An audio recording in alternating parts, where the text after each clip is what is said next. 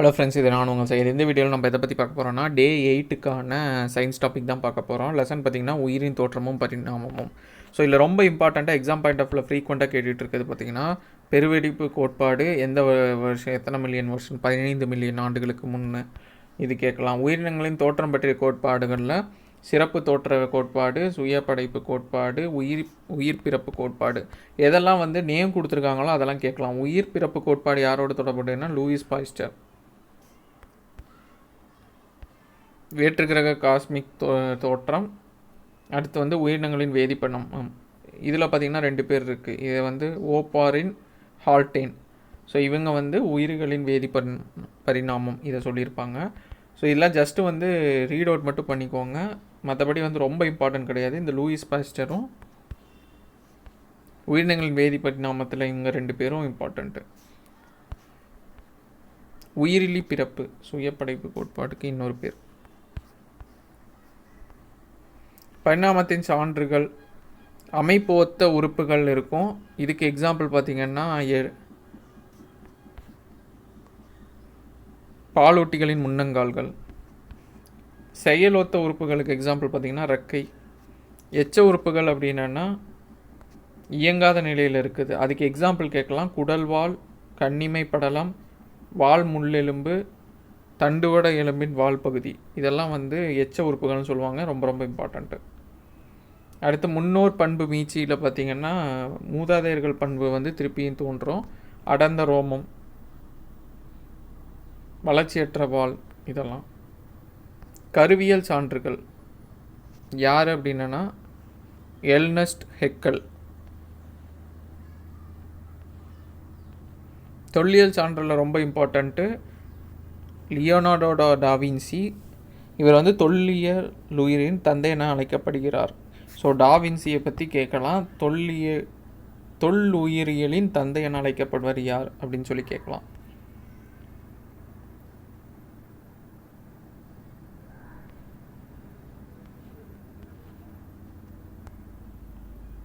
ஆர்கியாப்டெரிக்ஸ் அப்படிங்கிறது புதைப்படிக பறவை.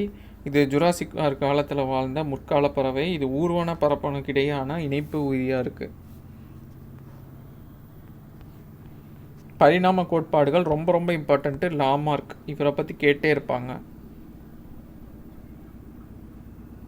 லாமார்க்கிசம்.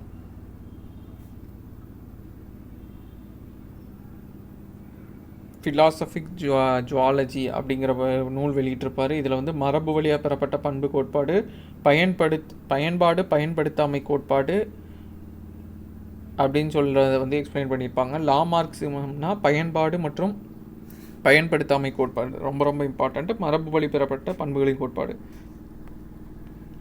இவர் என்னென்னா ஃப்ரெஞ்ச் அறிவியலாளர்.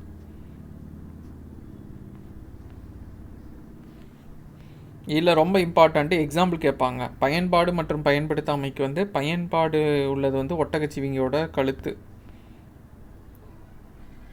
பயன்படுத்தாமை இதுக்கு பார்த்திங்கன்னா கிவி பறவையின் செயலில் இழந்த இறகுகள். ஸோ 2 எக்ஸாம்பிள் பார்த்து வச்சுக்கோங்க. மரபு வழியாக பெறப்பட்ட பண்புகளின் கோட்பாடில் வந்து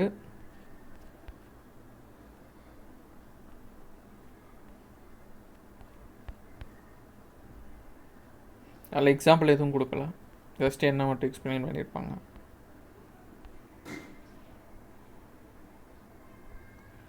சூழ்நிலை மாற்றனால புதிய அமைப்பிற்கான தேவை உருவாது. புதிய அமைப்பு உருவாகும். அதில் 2 விதமாக பிரியும். பயன்படும் உறுப்புகள், பயன்படுத்தா உறுப்புகள். பயன்படுத்தாத உறுப்புகள் அமைப்பு சிதைவடையும். பயன்படும் உறுப்புகள் வந்து மரபு வழியாக பெறப்பட்ட பண்புகள் மூலமாக புதிய ஒரு சிற்றினங்களையும் உருவாக்கும் அடுத்தடுத்த ஜென்ரேஷனில். டார்வினிசம், இயற்கை தேர்வு கோட்பாடு. இது வந்து சார்லஸ் டார்வின்.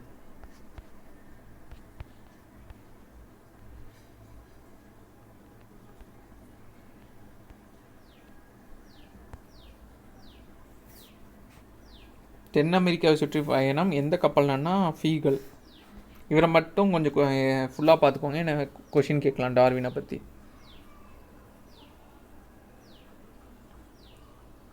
கேலபாக்ஸ் தீவு பசிபிக் தீவு.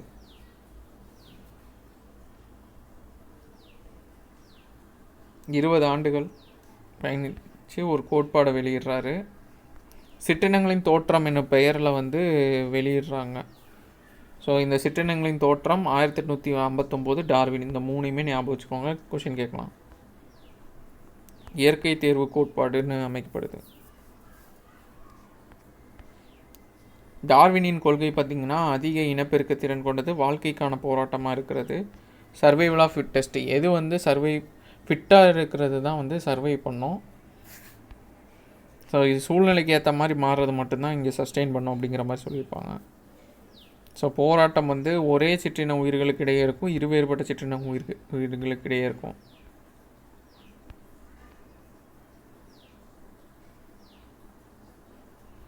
வேறுபாடுகள்னு பார்த்திங்கன்னா உங்களுக்கு சிறிய வேறுபாடு, சாதகமான சாதகமற்ற வேறுபாடுன்னு இருக்குது. இயற்கை தேர்வுக்கு பார்த்திங்கன்னா தக்கன உயிர் பிழைத்தல்.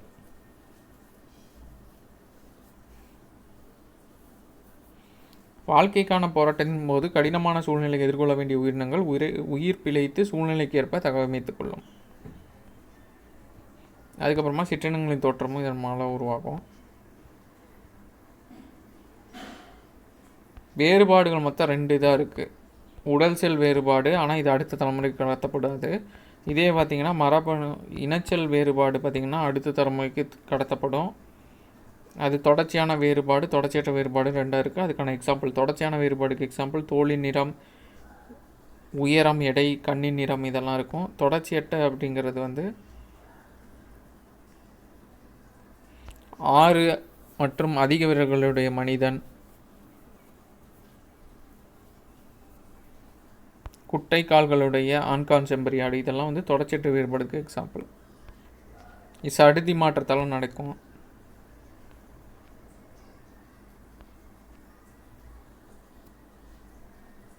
யூவி கதிர்கள் மூலியமாகவும் சடுதி மாற்றம் நடக்கும், மியூட்டேஷன். தாவரவியல், பேலியோ பாட்டனி, இதெல்லாம் வந்து ஜென்ரல் இன்ஃபர்மேஷன் தான். தாவரவியலின் தந்தை என அழைக்கப்படுபவர் ஸ்டெர்ன்பர்க், கஸ்பர் மரியா வான் ஸ்டெர்ன்பர்க். இந்திய தாவரவியலின் தந்தை என அழைக்கப்படுபவர் பீர்பால் சஹானி. மாதல், இதெல்லாம் ஜஸ்ட் இன்ஃபர்மேஷன் தான், ஜஸ்ட் நீங்கள் படிச்சுக்கோங்க.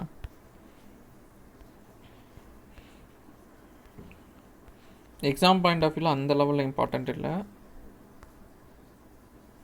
வாழும் உயிர் படிவங்கள் முன்னோரை போன்ற தோட்டத்தை ஒத்திருப்பதால் வாழும் உயிர் படிவங்கள்னு அழைக்கப்படுகிறது.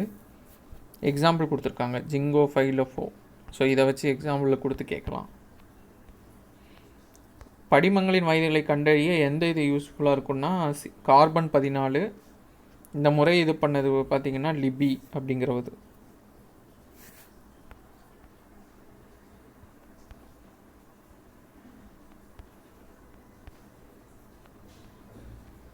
கல்மர படிவ பூங்கா எங்கே அமைந்துள்ளது? திருவரக்கரை, விழுப்புரம் மாவட்டம்.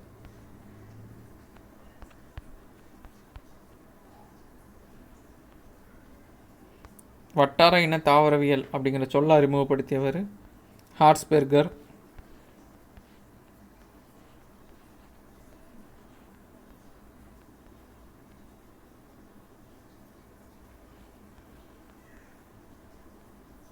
வான் உயிரியல், புறமண்டல உயிரியல்.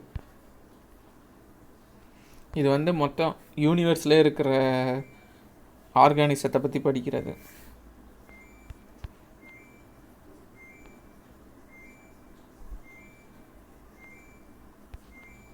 இதை பற்றி ஃப்ரீக்வெண்ட்டாக கேட்பாங்க. கோல்டிலாக் மண்டலம் அப்படின்னா என்ன? Goldilocks zone. சற்று வட்டப்பாதையானது சூரியனிலிருந்து சரியான தொலைவில் இருந்தால் நீர்த்துளிகள் இருக்கும். இந்த தொலைவானது அதிக வெப்பமும் குளிரும் இருக்காது.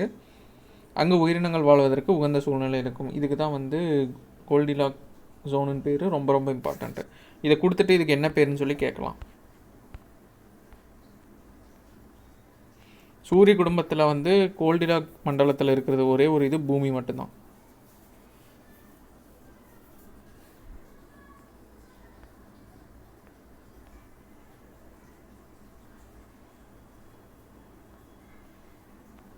வான் உயிரியல் என்னும் திட்டத்தை வந்து நாசா 2020 தொடங்கியிருக்கோம். செவ்வாய் கிரகணத்தில் வந்து உயிர் இருக்குதா அப்படின்னு சொல்லி ஆராய்ச்சி மேற்கொண்டிருக்கோம். ஸோ அவ்வளோதான், இந்த லெசன் மொத்தமே பார்த்துருக்கோம். ஸோ நெக்ஸ்ட் வீடியோவில் வந்து அப்கமிங் இதை பார்க்கலாம். தேங்க்யூ.